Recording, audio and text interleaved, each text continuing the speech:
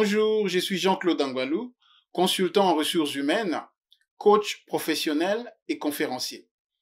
Aujourd'hui, je vais partager sur le travail en équipe. Merci à Linda qui m'a demandé de faire cette intervention.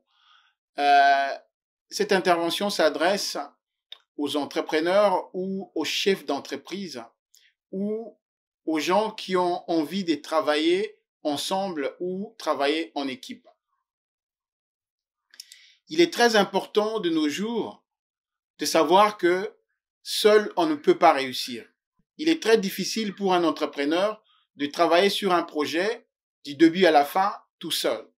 Nous avons toujours besoin de quelqu'un, nous avons besoin des collaborateurs, nous avons besoin des compétences complémentaires pour nous permettre d'atteindre les objectifs.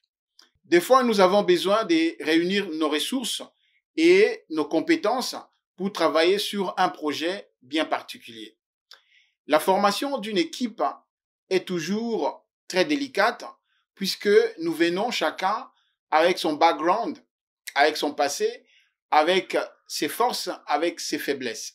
Henry Ford avait dit, se réunir n'est qu'un début, rester ensemble, c'est un progrès, mais travailler collectivement, c'est ça le succès. Nous pouvons nous réunir déjà ou nous pouvons venir ensemble pour former une équipe. Ça, ce n'est qu'un début.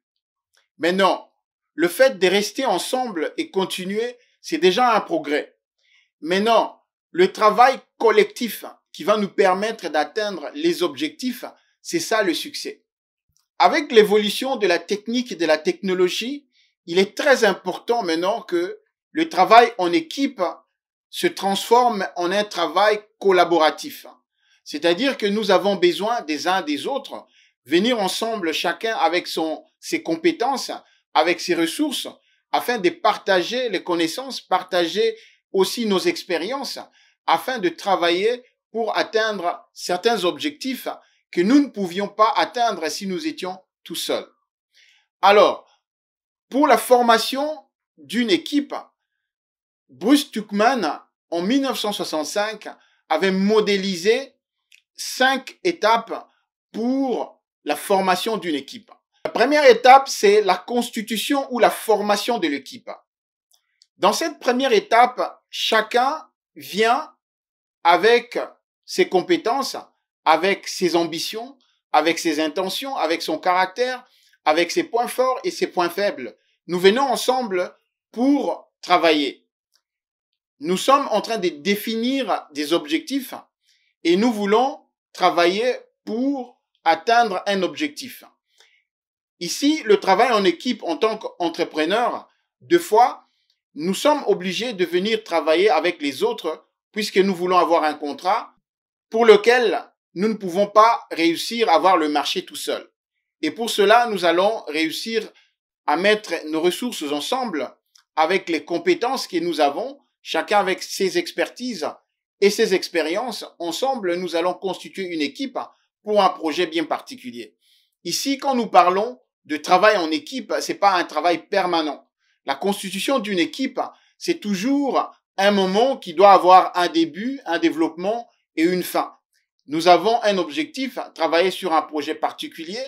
Nous allons constituer cette équipe et dans cette première étape ou la première phase de la constitution ou la formation d'une équipe, chacun vient avec ses ambitions, avec ses intentions et il est très difficile de savoir exactement ce qu'on attend de l'autre.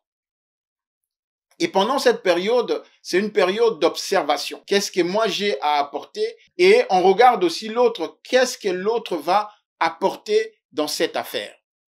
C'est une période d'observation. On est là, on se regarde un petit peu. Et il y a toujours un moment de méfiance. Et nous allons voir plus tard que le travail en équipe doit être basé sur la confiance. Mais quand les gens viennent ensemble pendant la constitution d'une équipe, il y a toujours la méfiance. Il y a une vidéo que j'avais publiée il y a quelque temps.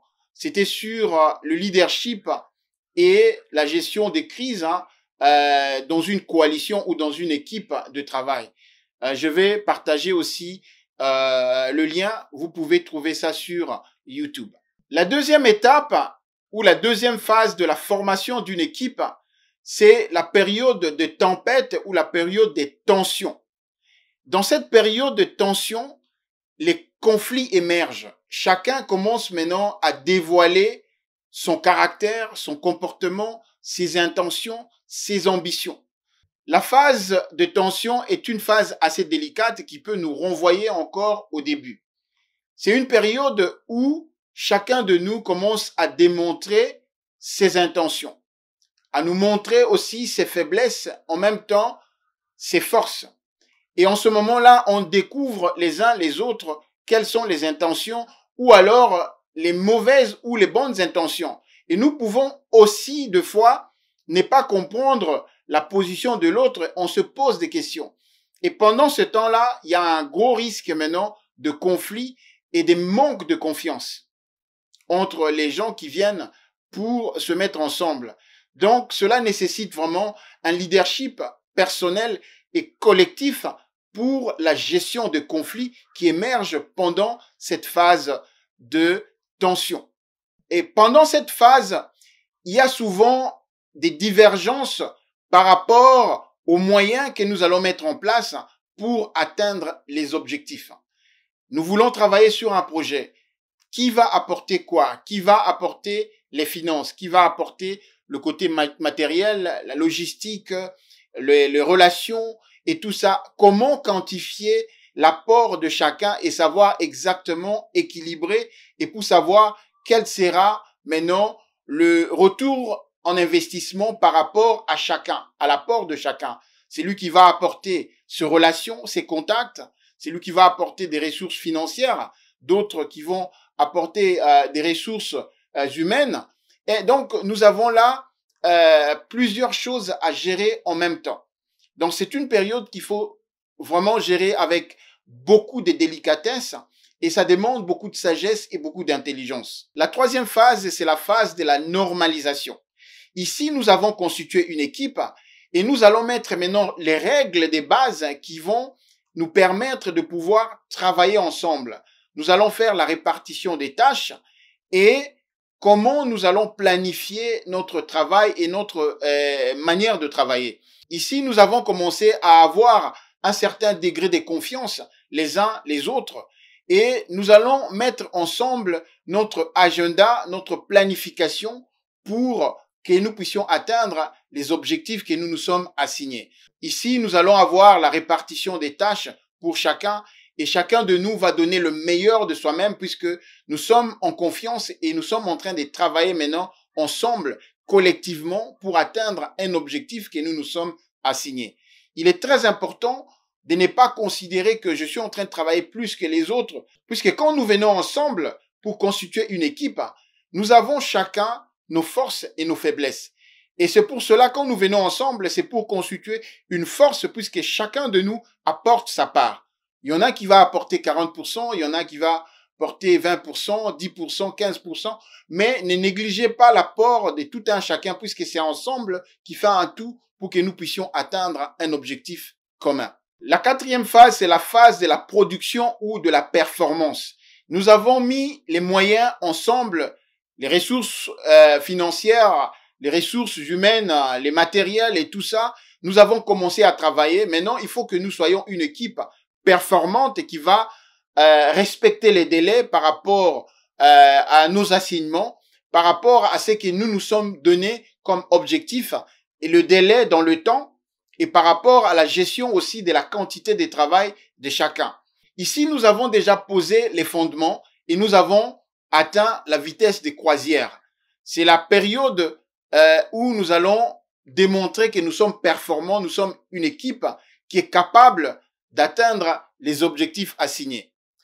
Mais dans cette période ou dans la phase de la production ou de la performance, nous avons besoin de la motivation. Nous allons nous motiver les uns les autres. Puisque deux fois, avec la charge de travail, avec les activités, il y a toujours un côté où certaines personnes vont commencer à se décourager. Il est très important en ce moment de pouvoir motiver les gens.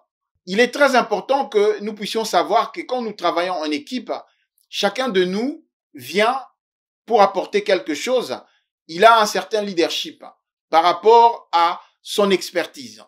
Alors, si nous sommes ensemble et nous travaillons ensemble, collectivement, nous sommes en train de partager aussi collectivement le leadership. Chacun de nous va prendre le leadership par rapport à son expertise. Si c'est moi qui conduis dans les domaines des finances pour rassembler les moyens financiers, en ce moment-là, je prends le leadership de l'équipe pour diriger l'équipe. Celui qui est doué dans le domaine plutôt technique, il prend le leadership quand il s'agit de diriger ou de coordonner dans ce sens-là. C'est lui aussi qui va gérer le côté relations humaines ou de contact ou de relations professionnelles avec d'autres corporations.